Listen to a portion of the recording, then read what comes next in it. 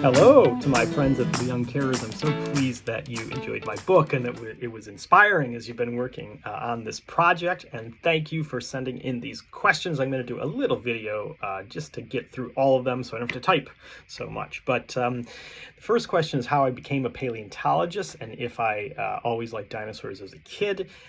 The question is a good one because I didn't actually like dinosaurs as a kid. I was not at all into fossils or dinosaurs when I was in primary school. In fact, science was my least favorite course, and it was only in high school that I got enthralled with dinosaurs, mostly because my youngest brother was a big dinosaur fanatic. But then I started to read a lot of books on fossils and evolution and the history of the Earth.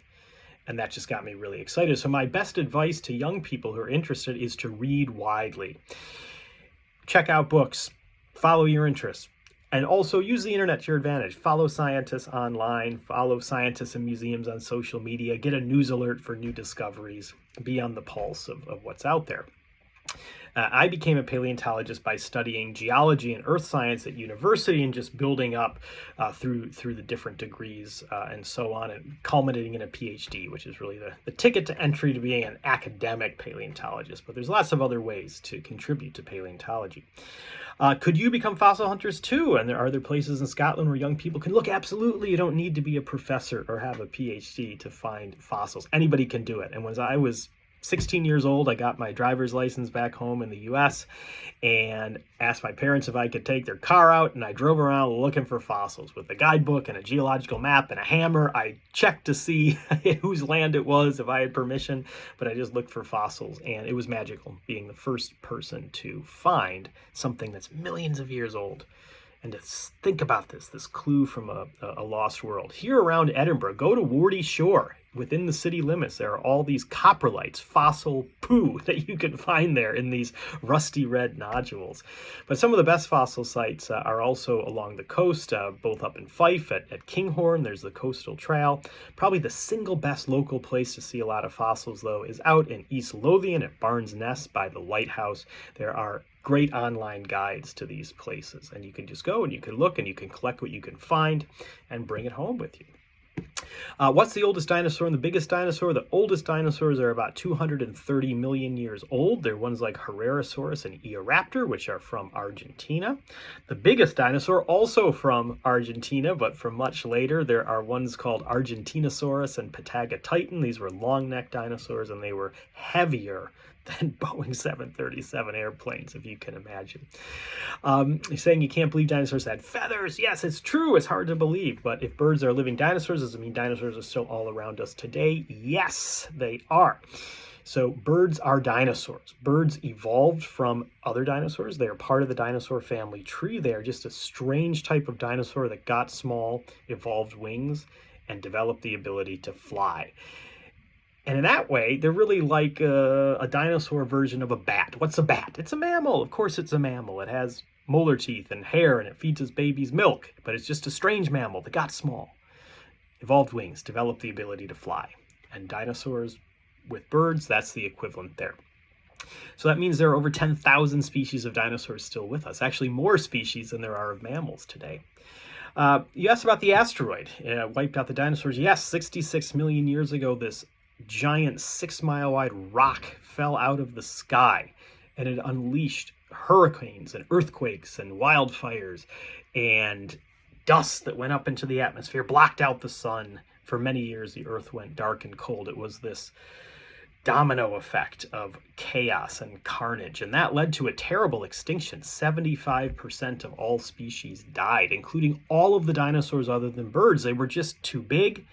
They needed too much food to eat. It took them a long time to grow up. It was hard for them to hide away. So being big was not good at that time. But if you were a small little bird or a tiny little mammal like our ancestors, being small, being able to eat lots of different foods, being able to hide away, that was the ticket to survival. This asteroid would have just come down one day and you'd have no idea what it was.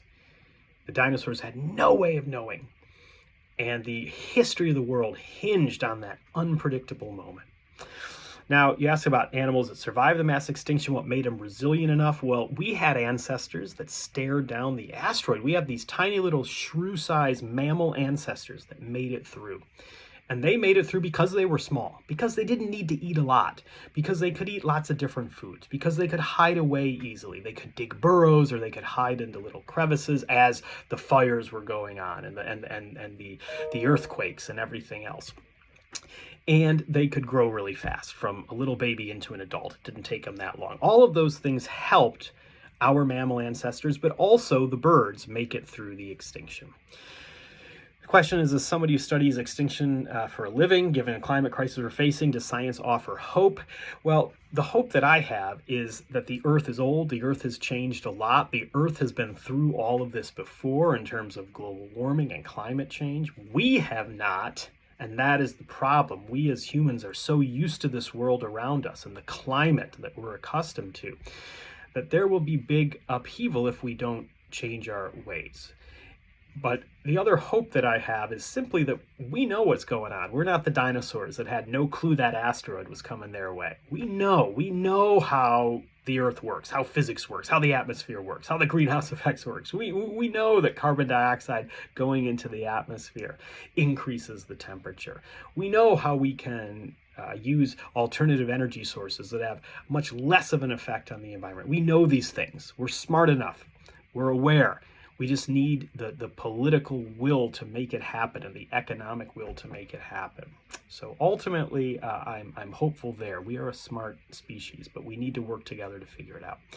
And then finally, the first step a young person could take to explore paleontology, even if they don't live near a university or museum, read widely. As I mentioned, read as much as you can in terms of books. And I should say, I got a new one coming out. Sorry, this is an opportunity to pitch the next book, but since you mentioned it, it's all about birds and the evolution of birds from dinosaurs. It's called The Story of Birds, and it comes out in June here in the UK. This is just the proofs of it I've been going through.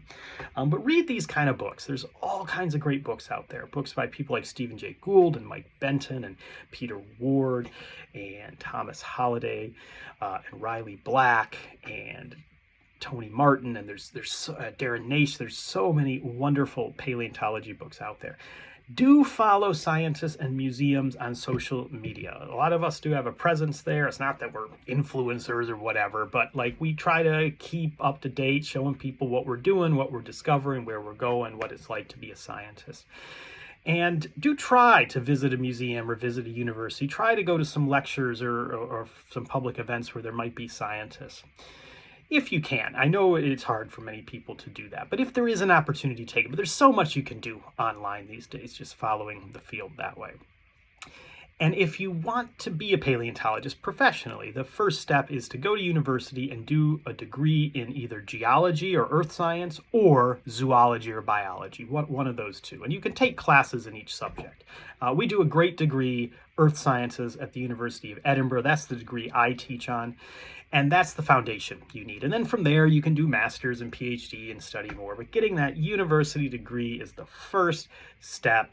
And we really do our best in Edinburgh, in our department in geosciences, to have a very engaging, broad degree, one that's accessible to people from all walks of life. We really do try to make this an accessible degree. So check us out, Earth Sciences degree at the University of Edinburgh. Thanks again for the good questions. I'm glad I could play a tiny role in inspiring you guys with your project. Keep on doing what you're doing. You guys are inspiring to me. You really are. There's a lot wrong with the world today, but it is wonderful when there are people that are just dedicated, people who really care about the world around them, put in the work to make the world a better place. So thank you all. Take care.